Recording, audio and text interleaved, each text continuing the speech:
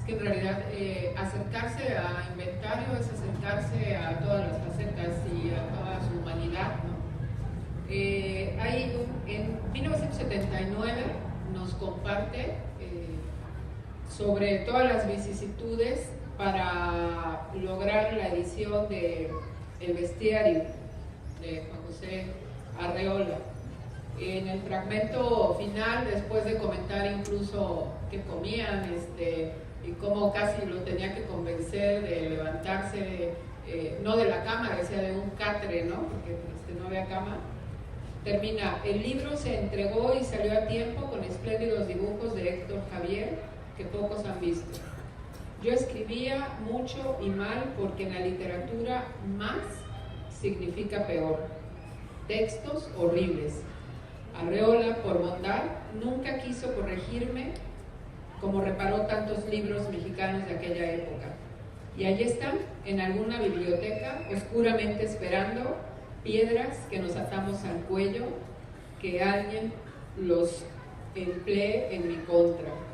El Bestiario, en cambio, es tan nuevo y fresco en 1979 como en aquel invierno de 1958 en que lo dictó Juan José Arreola.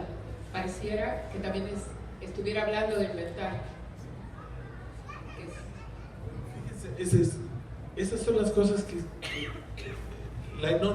esas son una de las sorpresas constantes que tenemos en Inventario. Un libro como Bestiario de un escritor tan importante como Juan José Arreola, resulta que Arreola, acostado en un catre, viendo al techo, se lo dictó a José Emilio Pacheco y él fue tomando nota y lo fue escribiendo, y lo que escribió José Emilio es lo que se fue a la imprenta. Son anécdotas que no tenemos otro modo de conocer que no sea este. Se encuentran también, y hablando de frescura, temas recurrentes. Yo me encontré varias veces con Günter Grass y cada vez es algo nuevo, distinto.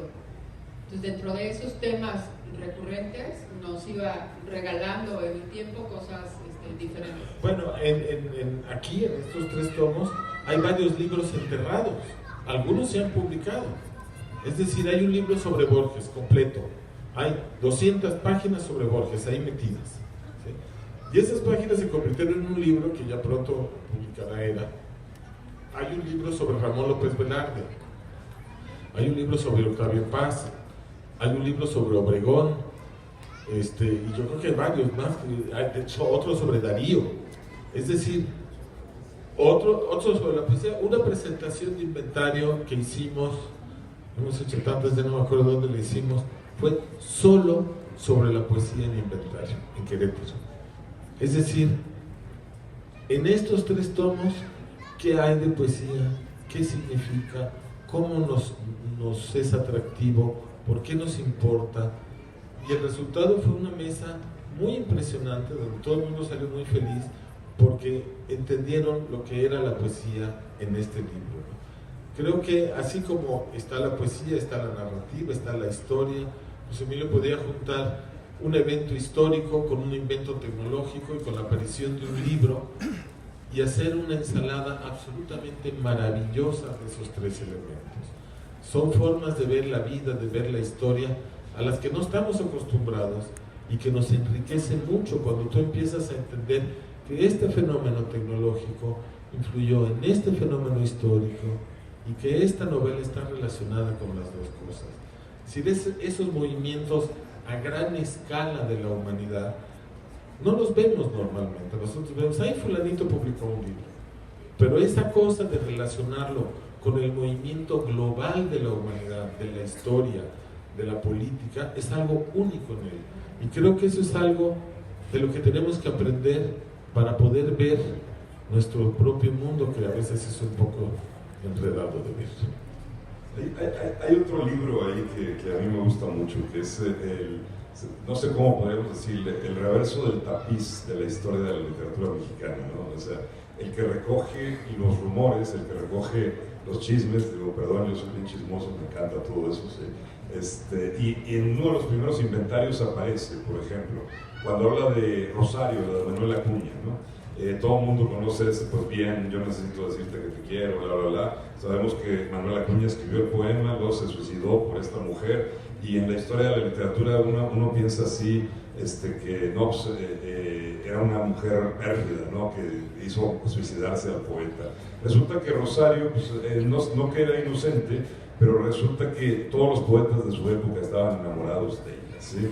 Y José Emilio empieza a contar quiénes otros eran los que estaban atrás de Rosario, y de repente nos cuenta que incluso Guillermo Prieto, que tenía casi 80 años, también le andaba tirando los perros a Rosario, y pues Rosario no caía, y etcétera, etcétera.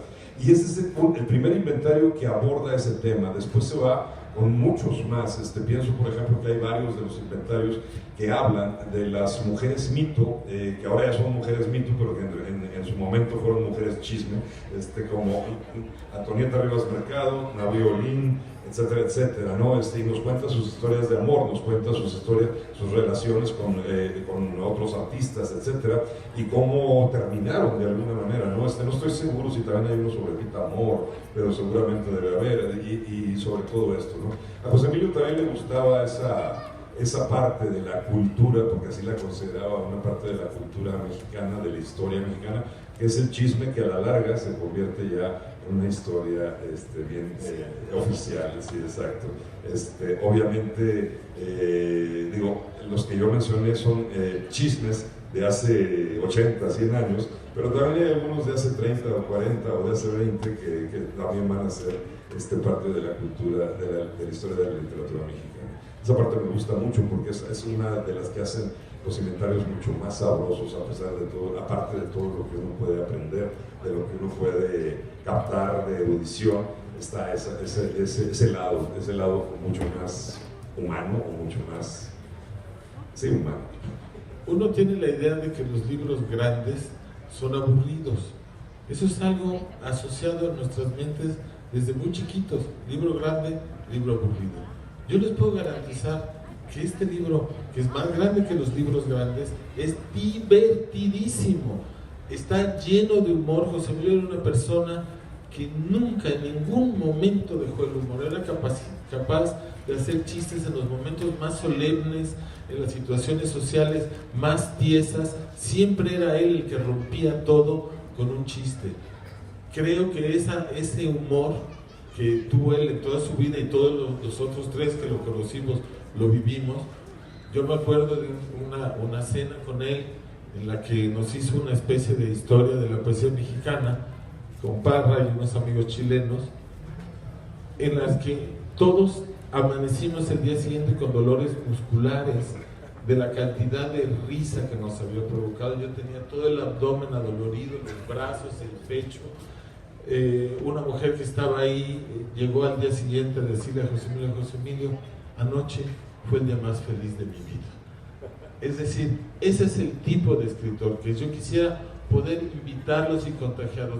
Lo que sea que hayan leído de Pacheco que les haya gustado, esto lo va a rebasar por mucho. De veras los invito a que no se lo pierdan. Es algo de no perderse.